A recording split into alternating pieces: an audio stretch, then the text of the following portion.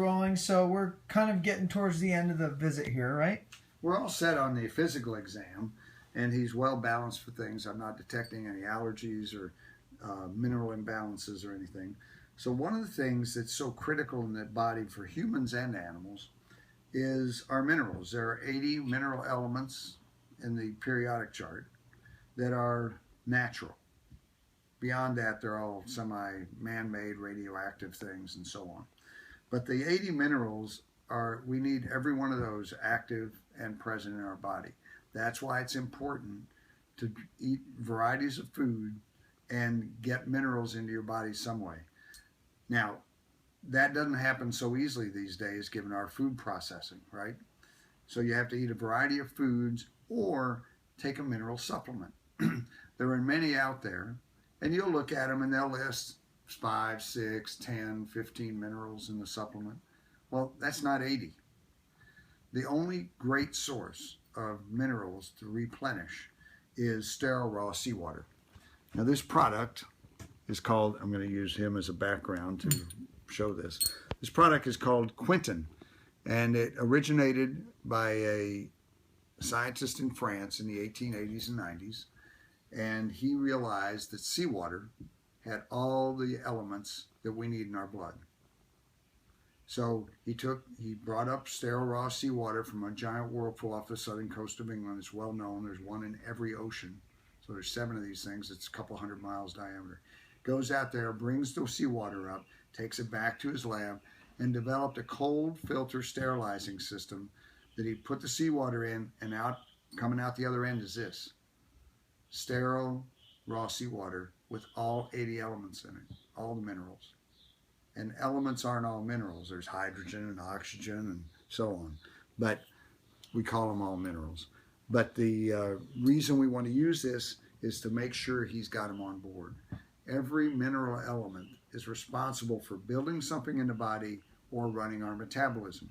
Magnesium, calcium, chloride, all these things are critical for muscle tone and running our metabolism, for making blood cells. Everything contains these elements. So what we've learned to do and what he was doing, he would go and give these things to people all the time, either IV or some other method. You can give it subcutaneous, and in the animal, or intramuscularly. In the animal, it's very easy to put it under the skin.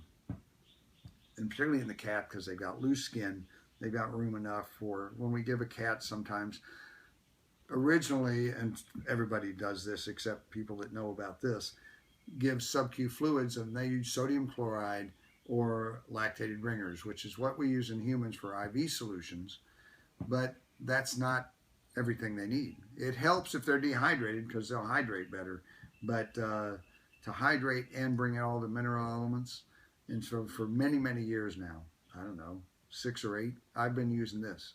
And you get a dehydrated animal, you give them 20 or 30 cc's of this, which is just an ounce, they'll rehydrate because they'll feel so much better once their brain gets all those minerals back in action, and then everything starts working again. And then they drink on their own to take in the water and hydrate more naturally. So I found that to be the case for, as I said, many years. And these are sterile. They're double terminated glass vials, so they've never been heated. It's a cold filter sterilizing process. So all the minerals and the proteins of seawater that minerals don't do well just free. They have to be surrounded by protein elements and other compounds to keep them, absorbable, let's say that. So they don't precipitate out. They don't form any crystals.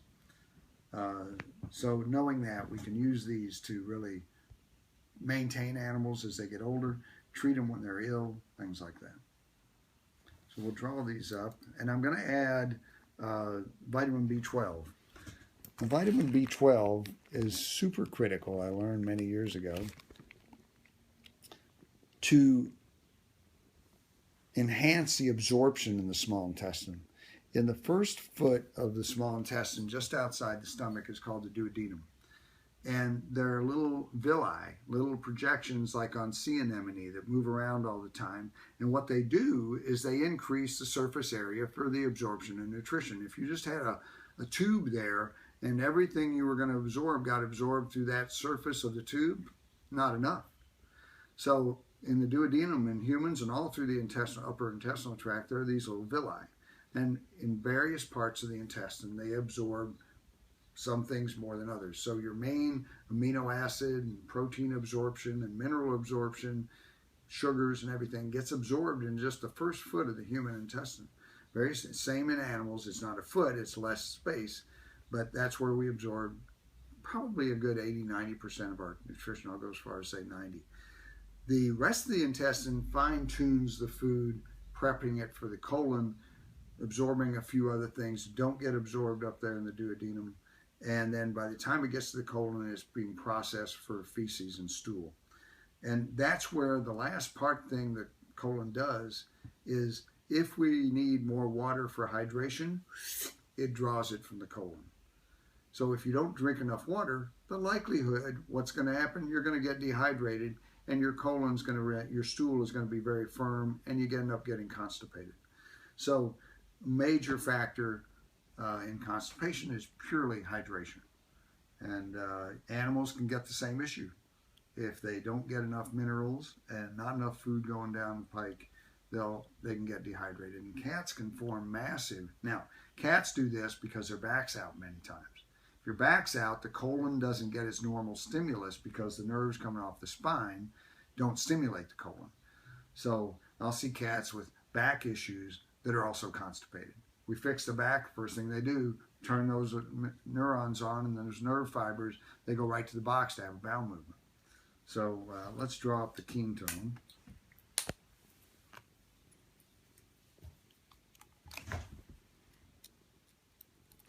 So I break off one end, it's sterile still, sterile needle, sterile syringe, and we draw out the fluid, and we do the other vial as well. Now this says, you know, you're only going to give 20 cc's. What's that going to do for the animal's hydration? Like we've been talking about, it brings in all the elements that we need in our blood and body. The next thing I'm going to do is I'm going to mix B12 with this. And muscle testing, 1, 2, 3, 4, 3.5. 3.5 cc's of B12, which is more than I usually have to give. Usually it's just 1 or 2. 1, 2, 3.5 roughly. So he's getting a little bit more than that? Yeah, which means he was probably, that would suggest he needed more B12. He's probably been a little B12 deficient. So if you're B12 deficient,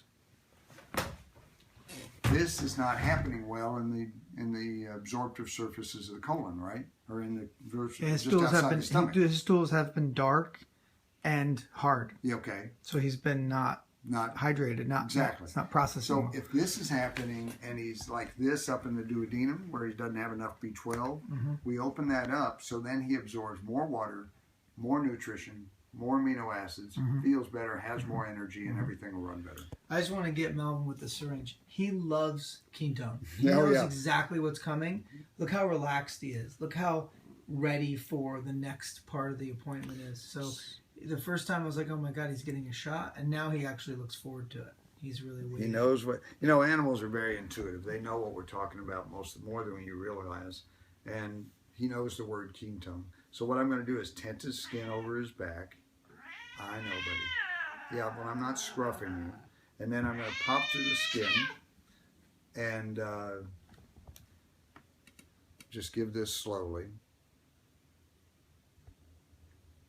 He doesn't mind the injection part. He just doesn't like me scruffing his skin.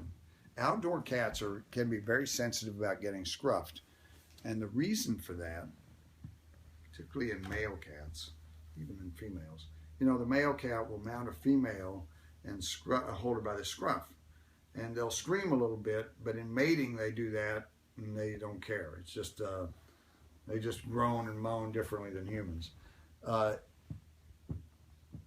But in the male cat, if I hold him like this now, he's okay. He knew he was going to get that injection of ketone. And so he was just complaining about it just a little bit. Yeah. I'm going to cut